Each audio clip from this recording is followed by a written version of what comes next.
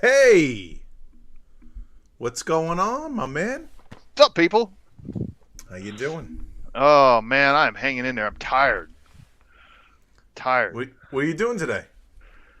Oh, I've been banging sheet metal all day today, Woo! putting together At ductwork. your house, friend's house? I'm working on my brother-in-law's house. Oh, Well, nice. I'm staying at my aunt and uncle's house. Okay. They have an old house that used to be a bed and breakfast. So when we go to visit, then we got a place to stay, and they got nice place, nice rooms for us to stay in. So pretty That's cool place. awesome. Yeah. Ductwork, whole system. What are you guys doing? Oh, well, my brother-in-law never has had cooling in his house. He's always had window shakers and a boiler Yeah. with radiant heat in it. And I told him a couple years ago that I'd put central air in for him, and we've been working on it slowly. And then he had a flood in his house this year, and it flooded the boiler, and it's an old Ooh. boiler, and parts not readily available. And like his local guy's like, well, I could patch it back together, but it's not going to be pretty, and it's not going to be, a long-term good. So got to get the heat pump in this year. I'm coming in there. I'm going to do it right. Going to do heat pump, knock it out. Putting in all new ductwork, new heat pump, the whole 9 yards. Ah, that's cool, man. That's awesome. Doing it for family, man. That's a noble thing. Unless you're helping somebody with a fence or something, that's ridiculous. Call the fence guy. You know what I mean? Hey, who the heck are you anyhow? What are we doing here? Oh, yeah, that's right. All right, guys, welcome to the show. This is the HVAC Grapevine. And oh, yeah, that's what we're doing. Grapevine. Damn, I can never get this right. This is Eric Kaiser, the all-knowing tool. Whoa, I don't know about that. Tim Man Taylor.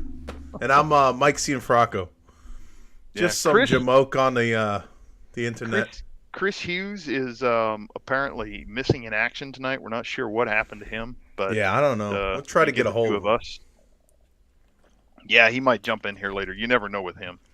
Yeah, we're gonna try to get a hold of him. But he's all over the place. It's gonna be a great show. Wait a minute, since he's not here, we can talk bad about him, right? Yeah, we could talk a little crap about him. It's all right. All right. Yeah. He's done a lot of good accomplishments. We could bring him down a little bit, Whoa, Adam Muffich in the chat. Forgot about American the chat, Temperature Control AC, super cool. Dustin Cole. We got Dustin up in here. All right. My goodness, man, we got the team in here tonight. Talking about the A team in here tonight. The A team's in here for sure. Except it's not the A team anymore. It's just Adam now. Dude, what have you been doing? Just melting in Florida. Yeah, it's that time of year, man. Hot down there. Yeah. So I don't have to worry about getting in my sauna. But you know what? It's not a dry heat. So. Yeah, not a dry heat. Nope. I wake up, it's like 80%. Shout out to all the people in the Southwest that say, but it's a dry heat. Yeah. If you want to consider moving to Florida, I say visit in July. Visit in July and August, at least once before you make the move. Oof, Hausch has been tearing flooring out all weekend. I'm sorry, Hausch. That's no fun. Adam McCoy, what's up tonight, man? What's going on, Adam? Yeah, so. Light up that chat. What else is going on, man? We're going to talk about some stuff tonight. Yeah, man. I think we're talking about CFM, but, And tons. We're just winging it.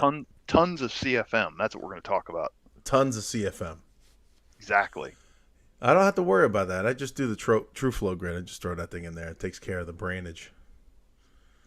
That's it. True Flow good. Easy peasy. True Flow good. I like that one. I might start hashtagging that. Yeah, Oh what my what have goodness. I been up to, man? I swear, dude, the past week has just been drain line after drain line after drain line, like snaking drain lines out using that the biofilm remover. It's Nice. Is been that it's working good for you? dude, it's working really good, man. I'm getting problem calls that are 2 months. I'm usually seeing like 2 months, and the slime is just growing back.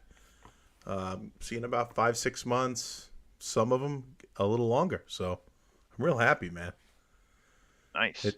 It's been tough, dude. It's been a tough 3 4 years trying to get this stuff going, man. It's I remember chit chatting with Brian. He said even in Orlando they don't even get hit that as bad as we do on the East Coast here.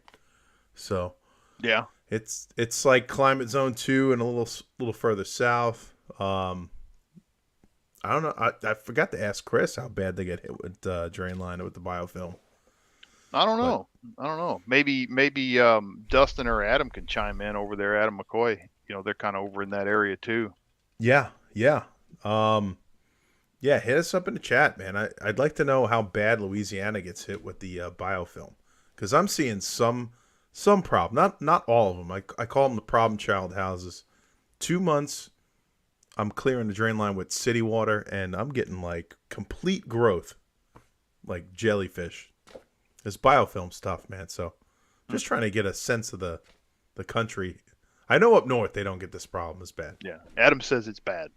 It's Well, I bad. mean, you guys have a lot longer cooling season than we do.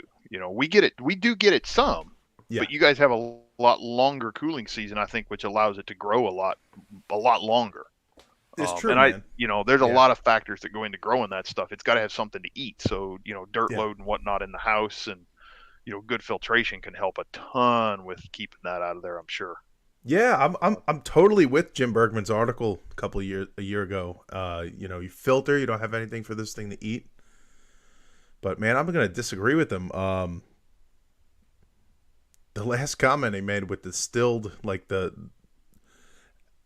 I love how he says it, because my brain goes, yes, I agree with you, but this bacteria is growing in the drain line. It's not even growing in some of the units. So, kind of a little disagreement with the Bergman on that one. Just a little Yeah. bit. Just a little Yeah. bit. Well, is it growing in the 9 mile long, like House just mentioned, the 9 mile long drain traps that Florida is known for, where He's your got me on water's that, man. just sitting there? Bro, he you know what? It's funny. I was talking about this week with a friend of mine. And all my problem cases, my case studies, they are all underneath the slab, sitting with just a full, like you said. There's no little P trap, Have you ever considered like using a condensate pump and just pumping it up and over to a drain, or pumping it up and outside and seeing if that helps? Yes, sir, man. Yeah, that was the original case study house, man. Abandoned drain line, all new drain line on a 1 year old unit to a little condensate pump, and dude, the whole thing got infected. I got pictures where Wow. I scuffed up 7/8 copper and put it in the condensate, and it just grew on it. It was crazy. I threw them all in the grapevine, those videos, but those are like 2 years old now. Yeah, it's just repulsive stuff, man. Nasty. Jessica Egan, please start wearing gloves. Dude, I it's swear rough, man. she would like swim in that stuff if she could. I don't know. There's Bro, something wrong with she's her. like videos. She's like spaghetti, like throwing it.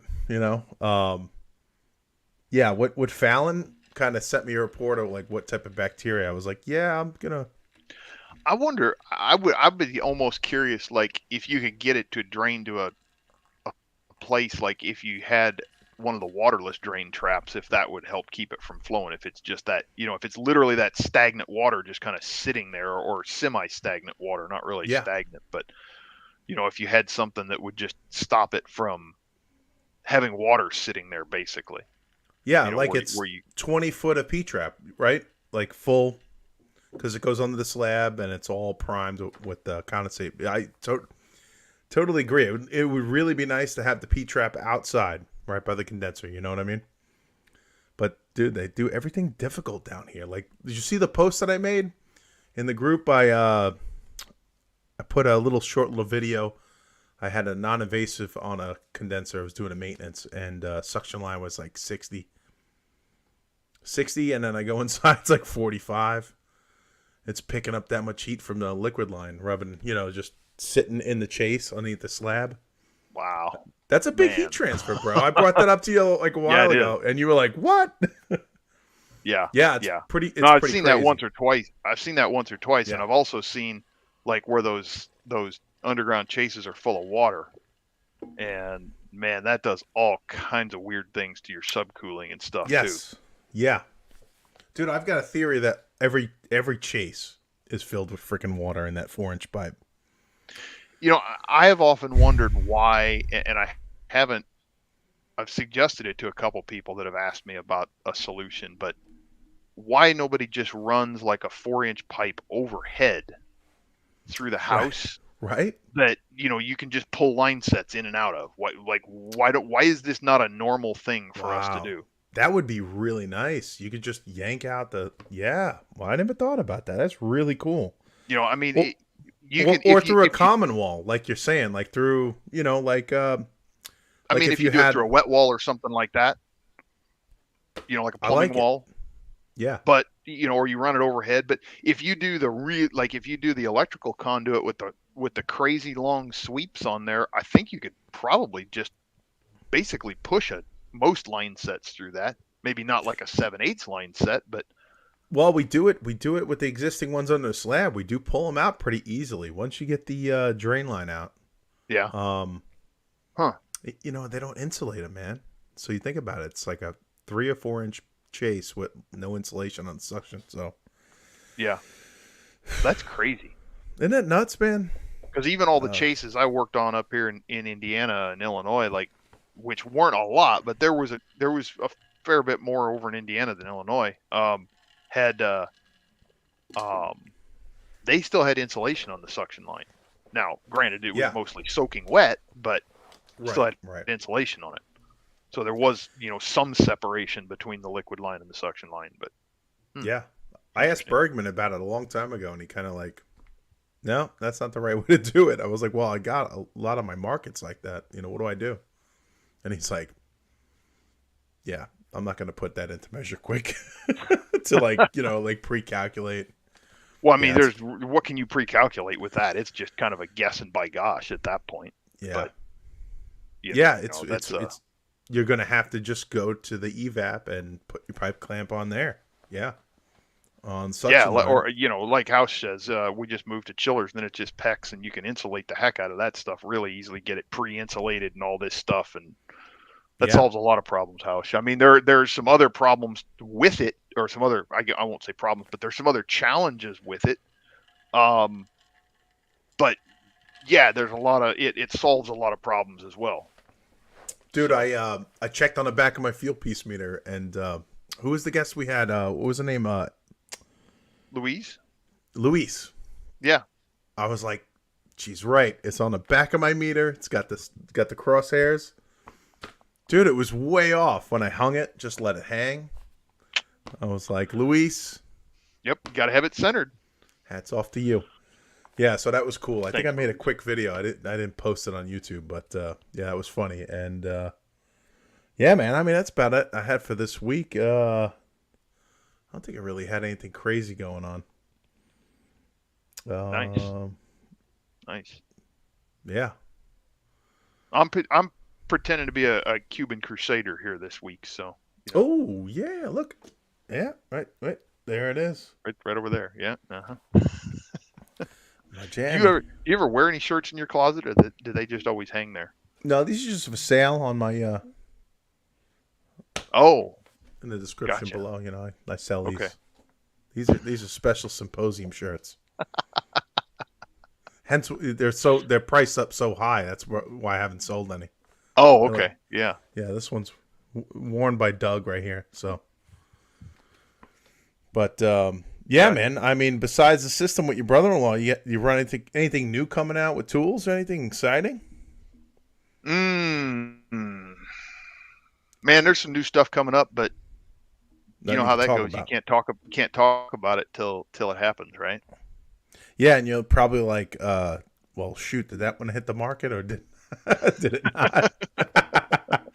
I don't want to get in trouble. Let's see. We just we got some new. I don't know. They just announced some new stuff this week on social media, but um, we got a new scale in from Inficon. Maybe I don't remember what all we got in. There was some new stuff. New stuff Okay. came in. Yeah, I did go to a call. Was it Friday or Saturday, man? I got to get them a quote. It's they're finally getting rid of this 10-seer train, man, from golly, what did it say? 2002. I was like, good run. The inside air handler was from 1995, avocado green ream. I want to put that one. I want to put that one in the museum. And That's a classic right there. Dude, they wanted me to find the leak. I was like, well, if you guys are paying. What the customer wants. So I went straight for that 95 ream before I went to the 2002 condenser. But it was hard to pick up, man. 22. And I didn't want to. It was like 80 PSI. I didn't want to add a pound of R22, man. I got my last jug, and that's it. I'm done after this jug. It's all rusty. So I found it right at the bottom of the evap. Of course, sitting in the condensate water, right? So I gotta get him a quote, man. Yep. Son of a gun, I've been. Hey, Adam McCoy, you asked about a recovery machine. Man, they all pretty much do the same thing. Like some of them got different features on it. My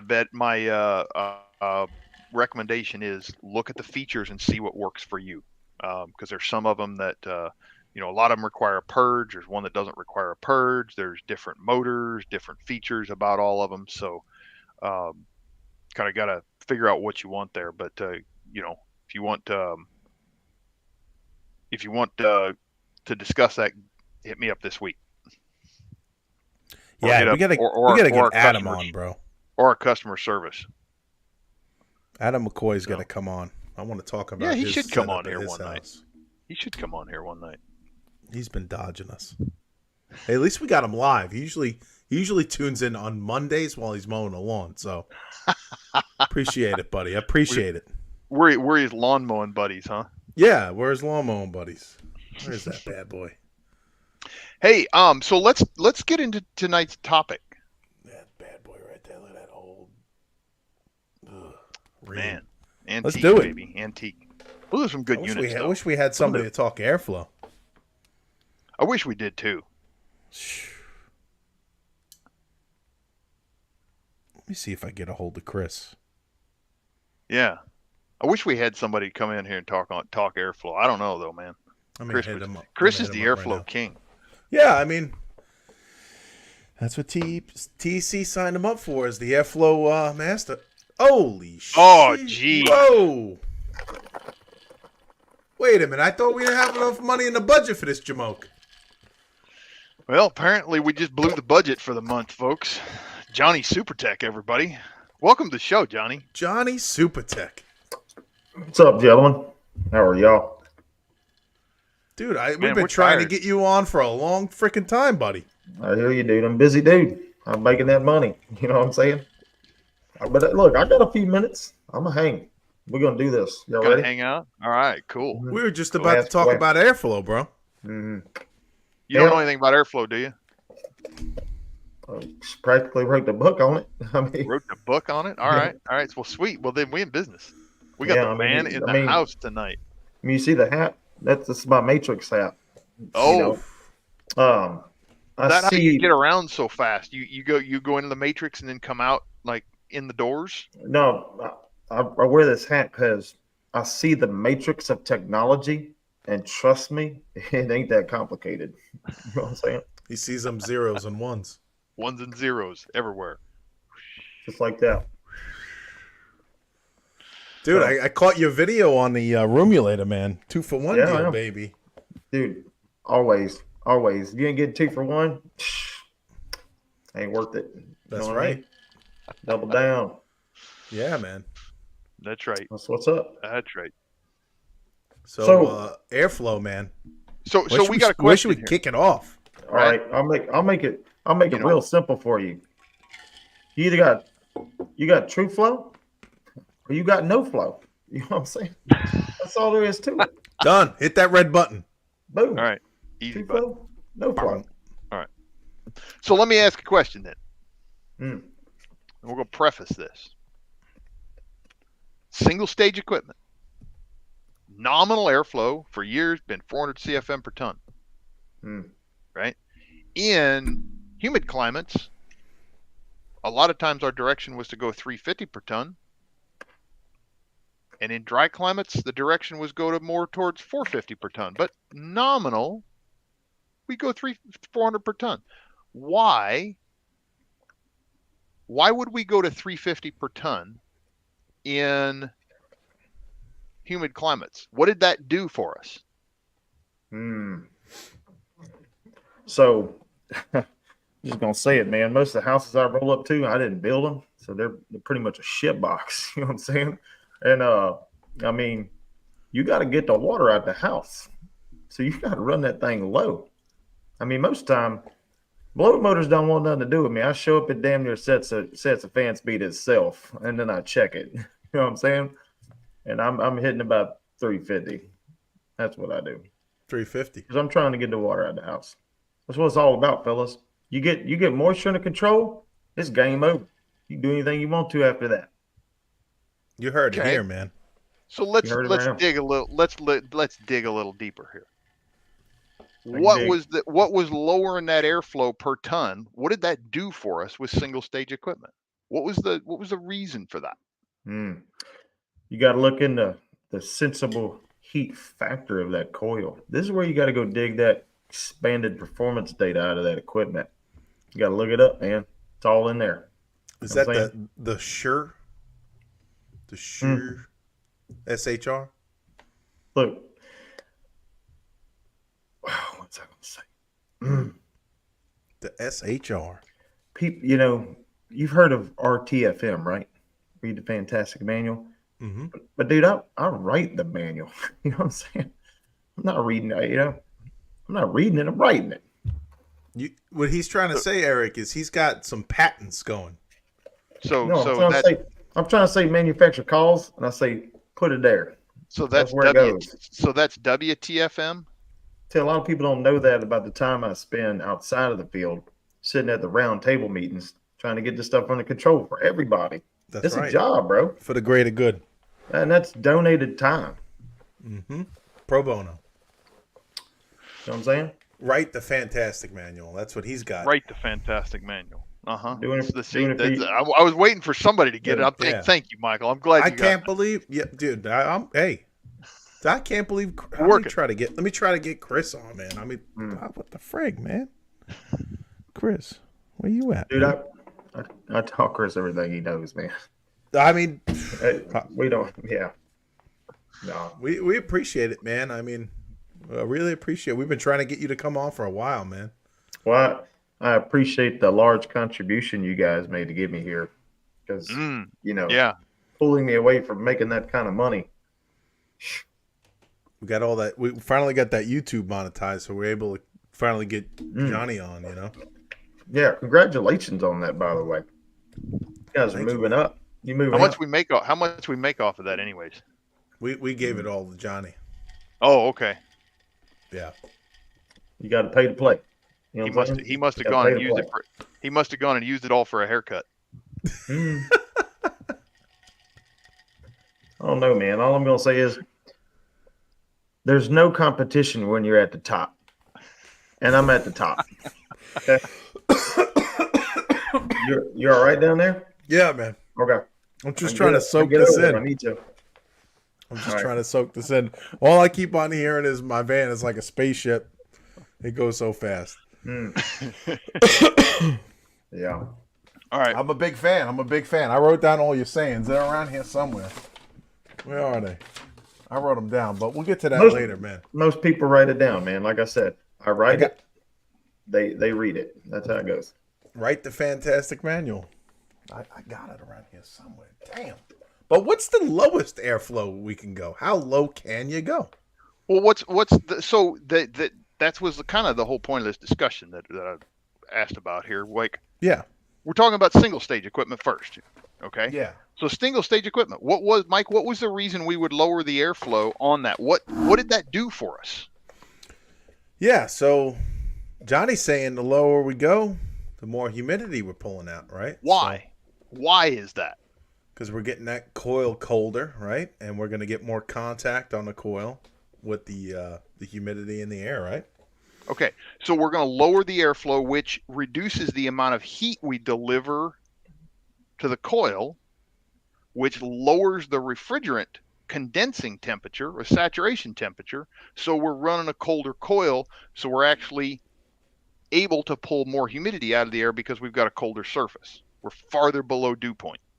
Colder surface, okay. All right, colder surface of the coil. The refrigerant's colder in the coil, so we end up doing a little extra dehumidification. Part of that too is that we may reduce the total number of BTUs on that. We may reduce that slightly, which is going to gain us a little longer runtime because we're not, we may not move the total number of BTUs because we're not delivering the same number of BTUs to the coil. There's a little bit of a shift in there. So to recap, lower airflow, less BTU, but better humidity control. Right. But here's my question to you. Okay, so that's all single stage. Now on a dry climate, we shift higher. Why? I guess you just want to maximize, right? Well, because we actually then can deliver more heat to the coil. Right. Up to a certain point, because at a certain point, if you get the velocity through that coil going too fast, it's just not going to be able to grab any more heat out of it. But when you do that, you also raise that suction pressure, which in essence reduces your compression ratio, which means it's slightly more efficient. Because anytime we lower that suction pressure, we make our head and suction pressure a little farther apart, right? Okay. Which is raising our compression ratio, which is an energy penalty. Oh, really? So you can just absorb too much heat from that area and make that compression. Oh, really? Well, I mean, you can't absorb too much, but the higher your compression ratio, the harder the compressor's working. So you're going to use a little bit more energy to do the work that we're trying to do, which is where the higher efficiency equipment got us in trouble, because they raised that normally operating suction pressure a little bit, which of course raises the saturation temperature, because that's what it's all about, folks, is saturation temperature, right? Yep. In order to get a little bit better energy efficiency, it bumped that up a little bit, right? And they also lowered the head pressure by making a larger outdoor coil, brought the two pressures closer together, better energy efficiency, because the compressor doesn't have to work too hard. It doesn't have as much of a lift to lift it from bottom to top. Yeah, I remember Brian Orr was talking about that. EVAP coils were a little bit warmer. On average, they get a little bit warmer because your suction pressure is a little bit higher. Okay. So my question then is, now we're switching to inverters. Mm-hmm. Inverters do what differently? Everything. Lots of things. Right? They do tons of stuff differently. So if we're talking about CFM per ton, like a lot of people will still say, oh, we got to do 350 in a humid climate, or we got to do 450 in a dry climate, whatever else. But an inverter works very, very differently. And a lot of it has to do with the algorithms that the manufacturers program into there and how they make that operate behind the scenes. So one of the big differences in an inverter is that between a single stage and an inverter is that inverter, right, takes a time period to get up to speed. You turn on a single stage, it's like turning on a light bulb with a light switch. Boom, it's there, 100%, immediately. It's going to start, getting that indoor coil cold, getting that outdoor coil warmed up, moving heat.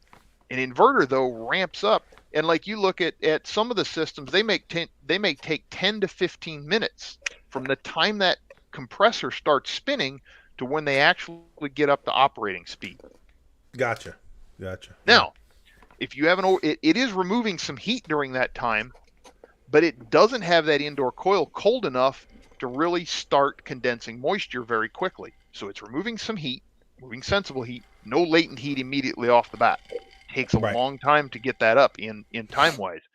So if you've got a majorly oversized inverter, right, and a lot of people will say, oh, the inverter, fine, oversize it. It's going to be all right. No, because that inverter takes time to ramp up. And if it's majorly oversized, it's going to cycle off a lot more and then take time to ramp up. Your humidity problems are going to end up being worse. Yeah.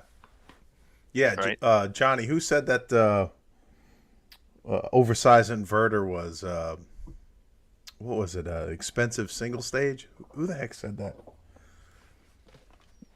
I know Johnny doesn't have much time to go on the socials because he's busy, but Yeah.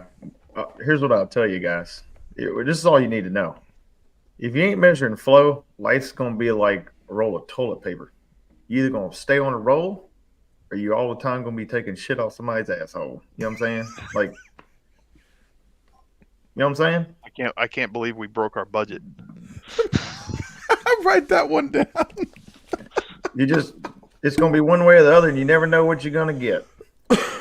You ain't got time for it. Life's like a box of chocolates. So like there's a lot of people talking about the Bosch units or any of the what I'll say are airflow controlled inverter systems, right? One of the biggest problems with those units is that we are still considering them to be a 3-ton unit, but they're not a 3-ton unit. Mm-hmm. They might be, depending on the capacity, they might be a 1 to 3-ton unit, depending on what indoor coil and what indoor airflow you deliver to that coil. How much heat you deliver to that coil dictates how fast that compressor is running. If you're not getting good humidity removal with one of those, make sure your dip switch in the outdoor unit is set to the coldest coil setting and reduce your indoor fan speed or reduce your indoor CFM to get longer run times and keep that thing running constantly to keep that coil cold constantly. Right? We got to keep that thing running. Otherwise, it doesn't remove any heat or moisture.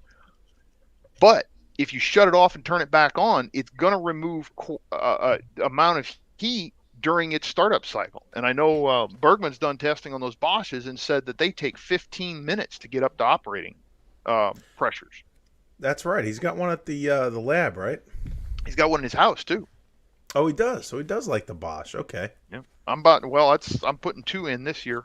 One for my brother-in-law, one for me. Oh, you're gonna go Bosch. Yep. I like the control on them. They're easy to control. Oh, really? Okay. So we're going off a superheat, right? Nope. They change it? No, they change. They superheat's controlled by an expansion valve. They have to have an expansion valve on them. No, I'm saying the speed of the compressor is going off of the superheat on how much BTU. No. The superheat's just controlled by the expansion valve. Right. They modulate that compressor to keep a constant suction temperature, which is a constant temp. Well, Gotcha. okay. Temperature and pressure are the same thing here. Right? Okay. So it's a constant suction saturation temperature or a constant pressure. Gotcha. But all right. When you turn Johnny, it on, you like the Bosch or you little? I like anything that gives me a good turn down ratio. That's what I like. I want my compressor to turn way down when I don't need. For what? Yeah, turn it down. You give me a good turn down, I'll sling it. That's what I want. We'll swap turn down boxes. ratio. What is a turn down ratio? Let's explain to people what a turn down ratio is. Make sure everybody understands that. So everybody's worried about oversizing inverters, and 100% agree with that. You should not oversize it. But if you're caught between two sizes, right, you need to look and see what that minimum run capacity is on that system, right? How low can that inverter-based compressor run down, and what can it deliver at low conditions? Oh, okay. So you're saying that, like, I seen the train heat pump inverters at 25%, straight cools at 30%. That's what you mean. Mm-hmm. Oh, okay. Yep. Gotcha. 30%. So that's going to be an important factor with this IRA money coming down the pipe. I mean, I don't need any of that, but you know what I'm saying? There's going to be a lot of people, probably a lot of people in this chat, going to be looking at that IRA money like, yeah, and I'll be like, I mean, go for it. You know what I'm saying? Do what you got to do. And but you guys do the paperwork, not me. Yeah.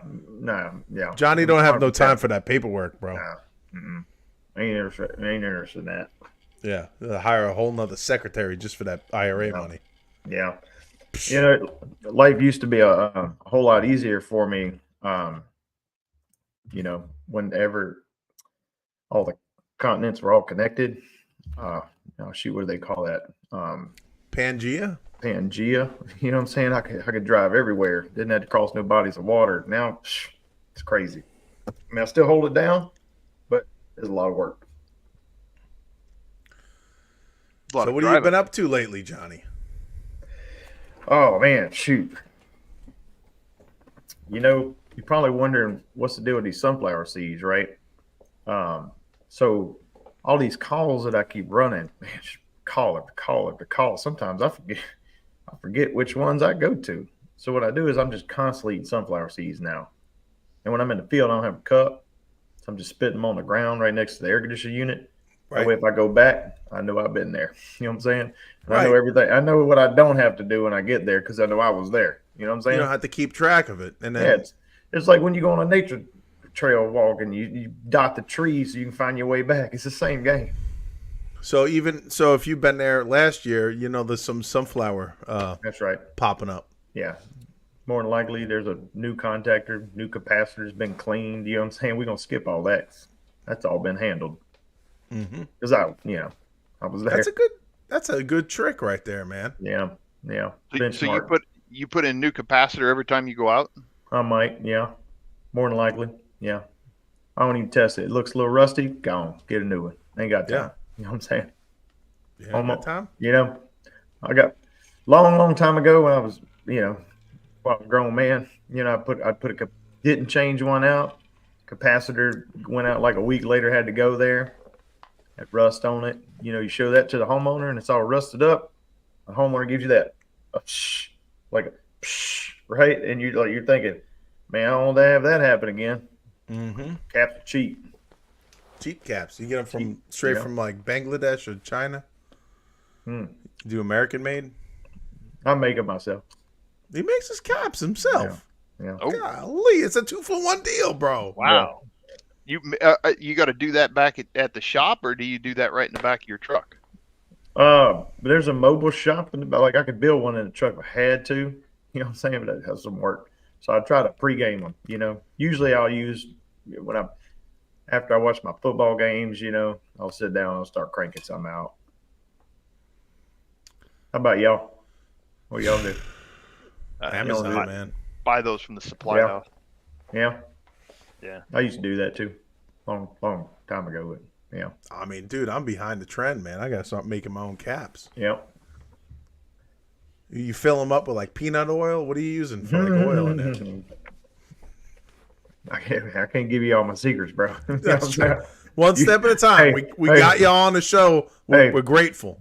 You didn't pay for that. You know what I'm saying? Yeah. You pay for that. I know what you mean. You pay for some Johnny talk, but you didn't pay for Johnny's secrets. Yeah. You know what I'm saying? Here's what I'm going to tell you, man. I'm sorry that this isn't widespread, right? But I was born with unparalleled wisdom in the art of heating and cooling. And you're either born with it or you're not. I just can't, so much I could do. Yeah, we got you on the entry level pay, so Yeah. It's sometimes good, I forget. It's good stuff. Tech tips. Yeah. Yeah.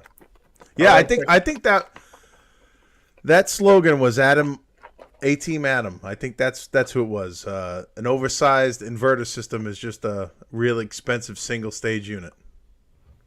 It actually will perform worse in a single stage unit because it may shut off before it even gets up to full speed, especially at mild temperatures. You nailed it. Error code after error code. Yeah, you're right. I mean, it's worse than an oversized single stage. Yeah, if that's possible.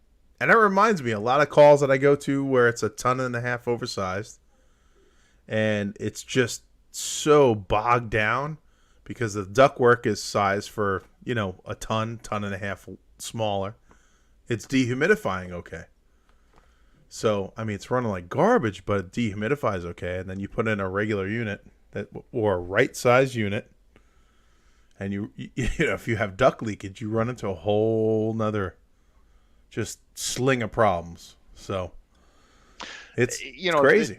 that brings up an interesting point. Like, a lot of us think of units when we go out to troubleshoot them.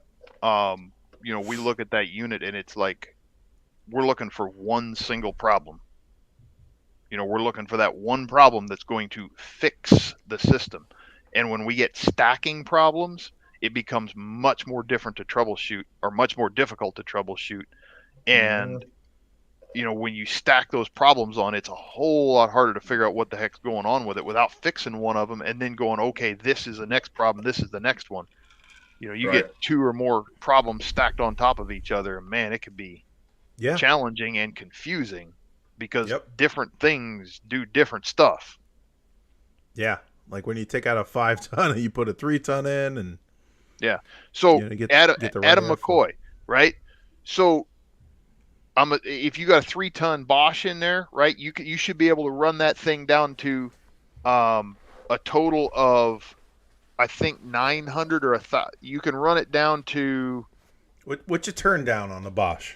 um All I hear I is think most of Little them John go down right to now. 25%. So if you got a 3-ton, you should be able to take it down to, like, I think it's 350 CFM total airflow is the lowest you can go, or like 400 CFM total airflow. It's not a per ton airflow on Bosch. It's a how many BTUs do you need to remove at peak, and you set it at that. And then I would go like 50% of that or something for your lower stage, because you really want to do those on a 2-stage. I don't know, man. I'm really A liking the two-stage trains stat. right now. Liking the trains. Man, Genry showed some of that train stuff, and I'm liking the trains, bro. oh, you got a 4.5 on a 4-ton. Holy cow. Ooh, that becomes really hard to do, but you got to get that fan speed down. You got to get that low fan What does speed he mean down by close that? to your... 4/5. What is it? So Bosch calls it a 4.5 ton. Really, it's a 5-ton nominal unit, but it will modulate down. So it'll do like, I think the compressor will go to like 25 or 30%. Okay. So Well, if that's pretty it's like good. if it's like it depends on the house. If it's oversized on the house, it can Depends on become the a real house. problem. Yeah. Okay. Well, So right. like, Well, he might be able to turn that thing down to, like, say 15,000 BTUs at the lowest, which okay. would still be, what would that be? 600 25% CFM, low end. 600 CFM maybe. Yeah. So, you could drop that thing down as low as 600 CFM total airflow. But that's my point, is that per airflow per ton isn't going to freeze up a Bosch because the compressor varies to control that indoor coil temperature. Okay. Yeah. Right? And my bet is he's probably got an oversized system in there. Sorry, Adam. Adam, I can't confirm or deny that. We ran cool calc, so it could be off by 5 tons. But yeah, he's got to come on. He's got to come on one day. I think there's a lot of interesting stuff that he's got going on a particular subject there. So yeah, my bet is that the system's oversized. I would set that airflow on that unit down at about maybe 1,000 and try that and see what it does. You want those long run times. You want that sucker running 100% of the time, because it's kind of like a car going down the highway versus start, stop, start, stop, start, stop. You're going to get... Neil is asking, the Bosch and the train can communicate back and forth. I know the train can communicate. No, you don't use communicating with a Bosch. Right. So they're just standard thermostat. That's why the indoor fan, or any of the airflow controlled inverters, the indoor fan speed dictates what the compressor runs. Yeah. Or indoor fan capacity, I should say. How many BTUs is it delivering to that coil? That's going to dictate your compressor speed. Dude, it's funny. The cool thing about them is they will modulate, but they don't require communication. It was like an ongoing run with I think, who was it? Ralph Wolf, some other dude, and they were like arguing for like a year straight, like 5 years ago. It was Zach's it was so crazy because he's like, yeah, it doesn't communicate. But the trains do communicate, fully communicating. The new link system will communicate back and forth. It'll modulate. You can see all of that live, and the Bosch is completely different. So, Well, and that's the thing. Like the Bosch was really the one, and going in, putting these systems in for myself really got me to thinking about this, because I don't care if I set it at 400 CFM per ton, 350 per ton. It's not going to change the coil temperature, and that's what we used to do with single stage units. Is we'd lower that airflow to change our coil temperature. I can't change the coil temperature by changing the airflow per ton. What I have to do is set the airflow for the BTUs that I need to remove. yeah, And if I had a modulating fan on the indoor unit, I could modulate that fan and choose any speed on that compressor that I want to, basically. Oh, yeah, you know what matters, man? We just got to get that tonnage right. We got to do loads. We got to run some loads. You know what I'm saying? The load calc is the king, let me tell you what. If I had $1 for every house that I've diagnosed with an over tonnage system, I'd be richer than Elon Musk right now. You could take that to the bank right there, man. To the bank. Hey, man, it's a problem. There's a problem out there. Yeah. We got to get ahead of it. And adding another $1 on top of every over a ton, like a ton and a half, 2 tons, you could double that freaking money, man. It's nuts out there, man. Mm-hmm. Don't do it. It's a good point, man. Don't do it to yourself. Yeah. Man, be ahead of the game. Yeah. Do what would Johnny do? You know what I'm saying? What would Johnny do? Johnny'd run a load. What Johnny would do. I heard you were working on your own load calc software, Johnny. Oh, hey, man. I'm like Eric over here. I can't talk about nothing. You know what I'm saying? Everything's lock and key. You know what I mean? Who knows? You just... It's a wonderful world out there. 1,700 miles away, you knocked my earphone out. Mm-hmm. Hey, bro. I would just say I'm not really just part of the tech industry. I kind of am the tech industry, if you know what I mean.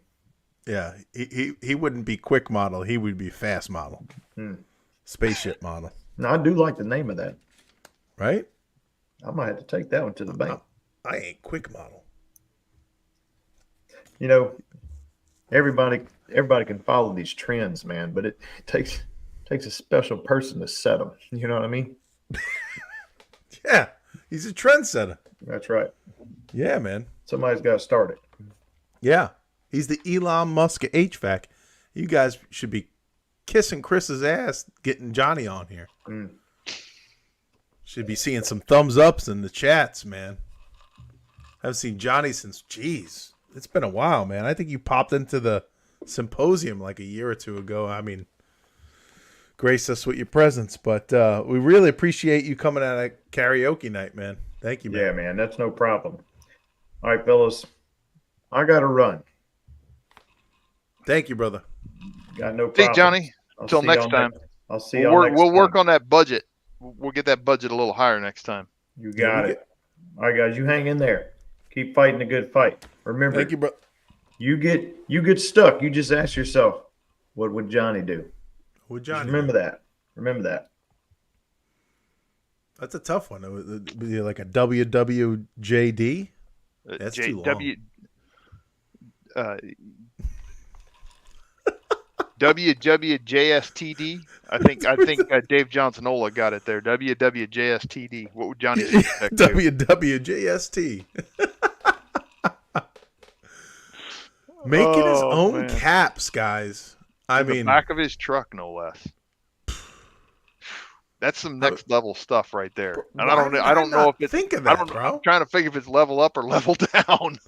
I mean, why did I not think about I'm buying caps where I could be making my own damn caps and selling them and putting them in. That's a 2-for-1 deal. Mm-hmm. Trend setting, bro. Unbelievable. Where the hell is Chris, man? I don't know, man. So we talked high airflow, low airflow. I'm looking at like 280 CFM per ton is like the So, lowest. What are you well, thinking? again, the CFM per ton thing goes out the window with inverters. The Right. caveat to that is Right. if the manufacturer has some sort of an algorithm that they program in there that if you set it to like 350 per ton, they're automatically going to lower that coil temperature a little bit. Yeah. You Yeah. know, Yeah. if that's a setting in the setup or something like that. On startup on train, it goes. They in the manual it says go 400 CFM per ton, and they'll work it out with the algorithm. Yeah, because Yeah, there's a right. coil sensor, and there's also saturation temp. Then the new TAM 10's got like 4 coil temp sensors on there, man. It's pretty crazy. Yeah. Well, But but yeah. you get those on there and you So can do single speed, what do you think? What's the lowest you know? I mean, you can. I've seen them down below 300 per ton and not freezing up. I Yeah, think isn't it Mike crazy? House or Adam earlier said they go to like 275 ish before it starts freezing up. Yeah, I think I run Uh, my single speed at like 280. Let me see if I got the true flow grid report. but it really depends on the unit, and there's not going to be a hard and fast rule on that. It's where does it start freezing up? Where does it start getting cold enough? And part of that is going to be, Right. you got to look at your head pressure. Is it mild? Is it outside because your head pressure will go down? That can cause a little bit of a pressure drop indoors, especially if you got a mild temperature indoors. There's a lot that goes into it more than CFM per ton, in my opinion. Yeah, The I agree with you, CFM per man. ton it's a good thing. I think 400 is a good thing to design ductwork for, but it's really not a great thing to set up equipment for because I've seen equipment manufacturers specify down to 300 per ton to get a decent, sensible heat ratio. Right. Right? Absolutely, man. Yeah. Um, no, Adam, Yes. I'm saying you got to set your blower speed to match the sensible heat ratio, and that does have to be above freezing. So you got to get the sensible heat ratio of the equipment to match the sensible heat factor of the house. Okay, and the sensible heat factor is going to come out of a combination of J and S, and then you got to set the sensible heat ratio on the equipment to match that, or get as close as possible to that, because otherwise you're guaranteed to have humidity removal issues. Yeah, House is saying right around 275 it starts to get frosty. Yeah, Yeah, I think I got mine right around 280, 290. Yeah. I think yeah. that's But I like the mean, limit for you single stage equipment. you got to look at the saturation temperature, Yeah. right, of that refrigerant coming back. Yes, yes, Adam. Extra math. This is a science trade. We got to do math, man. I'm sorry. I don't like Oh, math either. I hate which math. is which is why I learn it just long enough. I figured out the equation just long enough to put it in a spreadsheet, and I let that spreadsheet do the math for me. Yeah.